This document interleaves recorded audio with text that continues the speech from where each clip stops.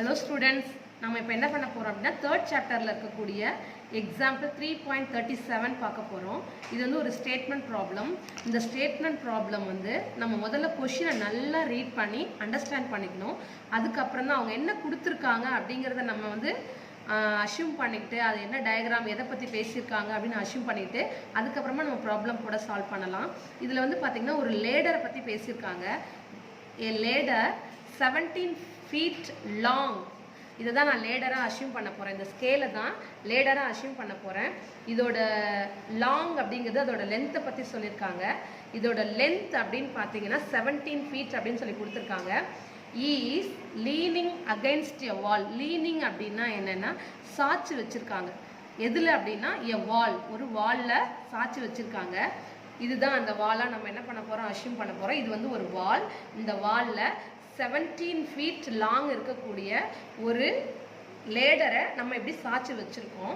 Next என்ன சொல்லியிருக்காங்க அப்படின்னு பார்த்தீங்கன்னா, இஃப் த லேடர், இந்த லேடர், த வெர்டிக்கல் வால், இதுதான் vertical wall, and the floor from the bottom of the wall. Floor from the bottom of the வால்னா இதுதான் bottom of the வால், இதுதான் bottom, இது வந்து டாப் ஆஃப் த வால், இது வந்து bottom of the wall.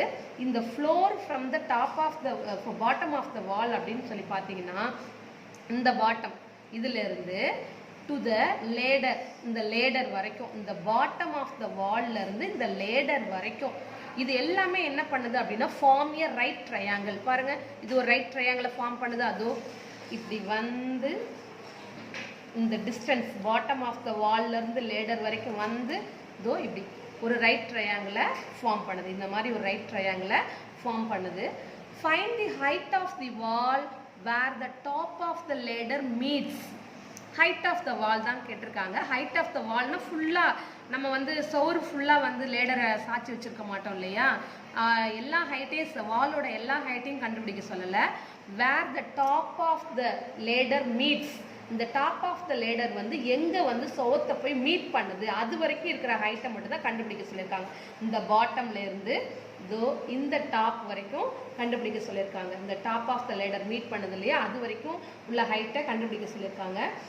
If the distance between bottom of the wall to the bottom of the ladder is 7 feet less than the height of the wall அப்படின்னு சொல்லியிருக்காங்க. இந்த லேடரோட height already நமக்கு வந்து இந்த லேடரோட length வந்து 17 feet அப்படின்னு சொல்லி கொடுத்துட்டாங்க.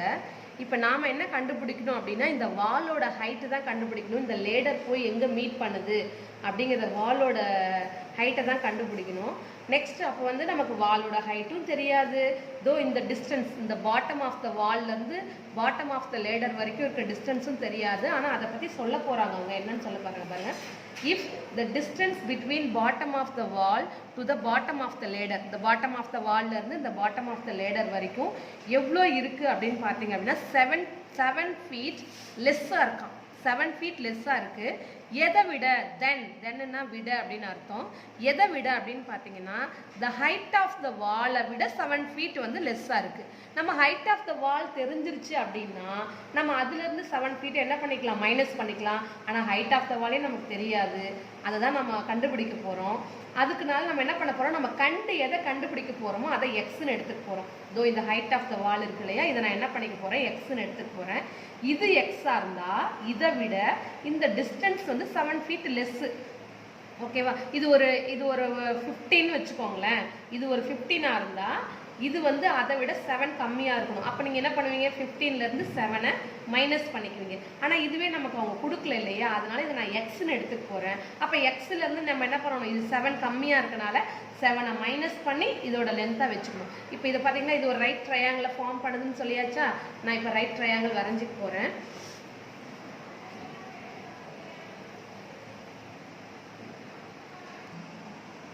ஒரு ரைட் ட்ரையாங்கிள் நம்ம என்ன பண்ண போகிறோம், இதுதான் வால், அதனால் நான் ABC அப்படின்னு நேம் கொடுத்துக்க போகிறேன். முன்னாடி வந்து நம்ம வந்து ஒரு அசம்ஷனாக பார்த்தோம். நான் இங்கே வந்து ஒரு ரைட் ட்ரையாங்கிள் வரைஞ்சிருக்கேன். இதோ இது வந்து 90 degree. இதுதான் வந்து வால். இது வந்து அந்த பாட்டம் ஆஃப் த வாலுக்கும் பாட்டம் ஆஃப் த லேடருக்கும் இடையில இருக்கக்கூடிய டிஸ்டன்ஸ். இது வந்து லேடர் சாட்சி வச்சுருக்காங்க. இப்போ இது வந்து 17 feet அப்படின்னு சொல்லி அவங்க கொடுத்துட்டாங்க. இப்போ நம்ம ஏசி தான் வந்து height of the wall. let x be the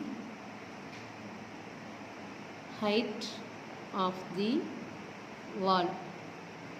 நான் என்ன பண்ணிக்க போகிறேன், ஹைட் ஆஃப் த வாலை எக்ஸ்ன்னு எடுத்தாச்சு.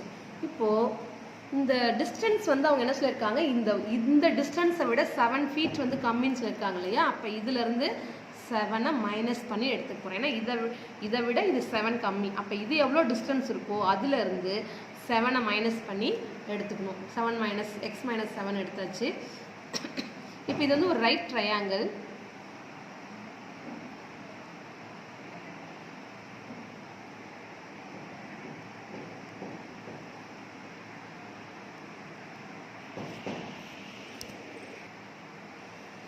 இது வந்து ஒரு ரைட் ட்ரையாங்கிள் அப்படிங்கிறனால நம்ம இந்த இடத்துல என்ன யூஸ் பண்ணலாம் அப்படின்னா,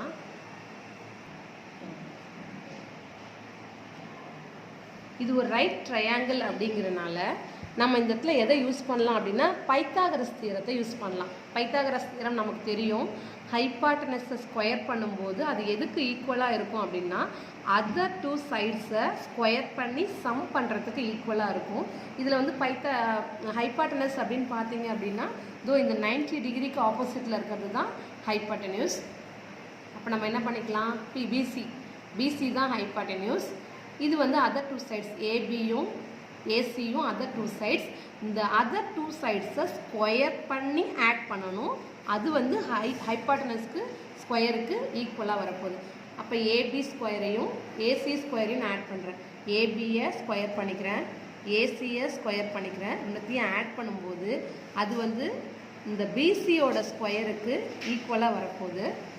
ஏபி வந்து நம்ம வந்து எக்ஸ் மைனஸ் 7 அப்படின்னு எடுத்திருக்கோம். எக்ஸ் மைனஸ் 7 தி ஹோல் ஸ்கொயர். இங்கே வந்து ஹோல் ஸ்கொயர்னு போட்டுக்கணும், ஏன்னா சப்ராக்ஷனில் இருக்கு இல்லையா, அதனால் ஹோல் ஸ்கொயர். ஏசியை வந்து எக்ஸ்ன்னு எடுத்திருக்கோம், எக்ஸ் ஸ்கொயர். பிசி வந்து 17 feet அப்படின்னு அவங்களே கொடுத்துட்டாங்க. அப்போ பிசியை ஸ்கொயர் பண்ணும்போது 17 ஸ்கொயர். இந்த இடத்துல வந்து நம்ம டைரெக்டாக ஸ்கொயர் பண்ண முடியாது, ஏன்னா இது வந்து ஒரு மல்டிப்ளிகேஷன்லேயோ இல்லை டிவிஷன்லேயோ இருக்கும்போது நம்ம டைரெக்டாக ஸ்கொயர் பண்ணிக்கலாம். ஆனால் இது வந்து சப்ராக்ஷனில் இருக்கும்போது நம்ம A minus B the whole square அப்படிங்கிற ஃபார்முலாவை தான் யூஸ் பண்ணி ஆகணும். a minus B the whole square அப்படின்னா A square plus B square minus 2ab. இங்கே ஏக்கு பதிலாக எக்ஸும் பிக்கு பதிலாக 7ம் இருக்குது. அப்படியே இதில் சப்ஸ்டியூட் பண்ண போகிறோம். முதல்ல ஏ ஸ்கொயர் அப்படின்னா ஏக்கு பதிலாக எக்ஸு. இப்போ எக்ஸ் ஸ்கொயர், பி ஸ்கொயர் அப்படின்னா 7 ஸ்கொயர் மைனஸ் 2, ஏ வந்து எக்ஸு, பி வந்து 7. இதை எக்ஸ்பேண்ட் பண்ணி முடிச்சாச்சு.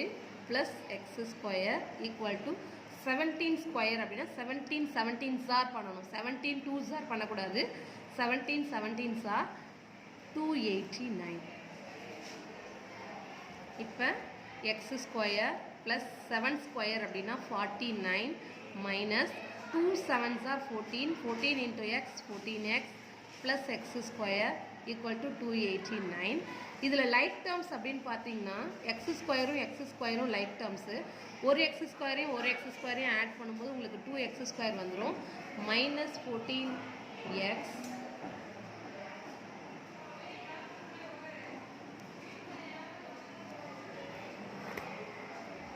மிஸ் இப்படி பிடிச்சிட்டு பண்ணாதான் மிஸ். ப்ளஸ் 49. இந்த 289 இந்த பக்கம் வந்துச்சு அப்படின்னா மைனஸ் 289 வரும்.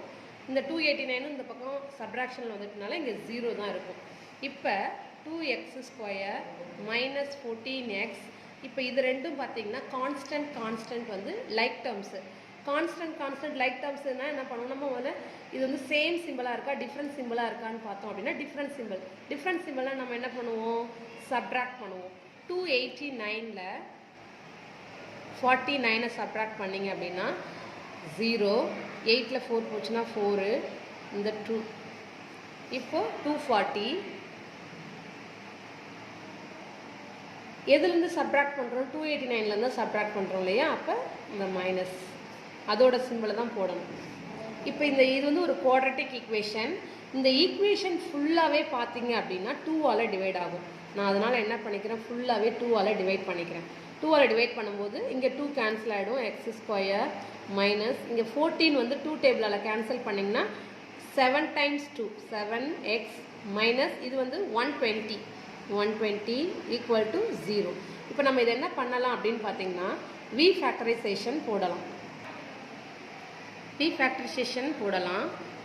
இதோ இப்போது இங்கே வந்து கோஎஃபிஷியன்ட் வந்து 1 தான். இங்கே வேறு ஏதாவது நம்பர் இருந்துச்சு அப்படின்னா இது கூட மல்டிப்ளை பண்ணி நம்ம இங்கே எடுத்துக்குவோம். இங்கே 1 இருக்கிறனால நம்ம மல்டிப்ளை பண்ணாலும் அதே தான் வரப்போகுது. அப்போ -120 இங்கே மேலே எடுத்துக்கலாம். இதோ எக்ஸோட கோஎஃபிஷியன்ட் -7 கீழே எடுத்துக்கலாம். இப்போ நம்ம எப்படி சொல்லணும் அப்படின்னு பார்த்தீங்க அப்படின்னா மல்டிப்ளை பண்ணால் 120 வரணும், மைனஸ் பண்ணால் இதோ இங்கே மைனஸ் இருக்கிறனால இந்த மைனஸ்னால கிடையாது, இந்த மைனஸ்னால சப்ராக்ட் பண்ணால் 7 வரணும். இந்த சைனை நம்ம லாஸ்ட்டாக யூஸ் பண்ணிக்கலாம், இதை அப்படியே விட்டுருங்க. சப்ராக்ட் பண்ணாக்க 7 வரணும், மல்டிப்ளை பண்ணால் 120 வரணும், சப்ராக்ட் பண்ணால் 7 வரணும். எந்த 2 நம்பர்ஸ் அப்படின்னு பார்த்தீங்கன்னா 15 8s வரும். 15 8s 120. அந்த 15ஐயும் 8ஐயும் நீங்கள் மைனஸ் பண்ணீங்க, சப்ராக்ட் பண்ணீங்க அப்படின்னாலும் 7 வரும். நம்ம எப்போ சப்ராக்ட் பண்ணுவோம்? இந்த ரெண்டுமே டிஃப்ரெண்ட் சிம்பிள் இருக்கும்போது தான் சப்ராக்ட் பண்ணுவோம் இல்லையா? அப்போ டிஃப்ரெண்ட் சிம்பிள் இருக்கணும் அப்படின்னா இப்போ நான் லாஸ்ட்டாக யூஸ் பண்ணிக்கலாம்னு சொன்னேன் இல்லையா, இந்த சிம்பிள் இதை யூஸ் பண்ணிக்கலாம். இந்த கிரேட்டஸ்ட் நம்பருக்கு இங்கேருந்து இந்த சிம்பிள் எடுத்து கொடுத்துருங்க. இதோட ஆப்போசிட் சிம்பிள் ப்ளஸ்ஸு அதை இங்கே கொடுத்துருங்க. இப்போ இங்கே எக்ஸ் ஸ்கொயர் இருக்கனால இங்கே ஒரு எக்ஸ், இங்கே ஒரு எக்ஸ். அப்போ x minus 15 x plus 8 equal to 0. இப்போ எக்ஸ் மைனஸ் 15 ஈக்குவல் டு 0ன்னு சொல்லுவோம், or x plus 8 equal to 0ன்னு சொல்லுவோம். எக்ஸ் ஈக்குவல் டு இந்த -15 இந்த பக்கம் வந்துச்சுன்னா +15 ஆகிடும். x is equal to +8 இந்த பக்கம் வந்துச்சுன்னா -8 ஆகும். இப்போ நம்ம x அப்படின்றது என்னவா எடுத்திருக்கோம் அப்படின்னு பார்த்தீங்க அப்படின்னா தோ இந்த height of the wall. Height இப்போ நமக்கு வந்து 2 ஆன்சர்ஸ் கிடச்சிருக்கு. ஒன்று வந்து +15, இன்னொன்று வந்து -8. நம்ம எக்ஸை வந்து ஹைட் ஆஃப் த வாலாக எடுத்துருக்கிறனால எக்ஸ் கேனாட் பி நெகட்டிவ். அதனால் நமக்கு எக்ஸ் வந்து பாசிட்டிவாக தான் இருக்கணும். ஹைட் எப்பவுமே நம்ம என்ன பண்ணுவோம், இந்த மெஷர்மெண்ட்ஸ் எல்லாம் நெகட்டிவாக சொல்ல மாட்டோம் இல்லையா? அப்போ எக்ஸ் வந்து பாசிட்டிவாக தான் இருக்கணும். So here X cannot be negative. அப்போ நமக்கு வந்து இந்த ஆன்சர் வராது. எக்ஸ் இஸ் ஈக்குவல் டு 15 அப்படிங்கிற ஆன்சர் தான் வரும். அவங்க ஹைட் ஆஃப் த வால் தான் கேட்டிருந்தாங்க. ஆன்சரில் ஹைட் ஆஃப் த வால்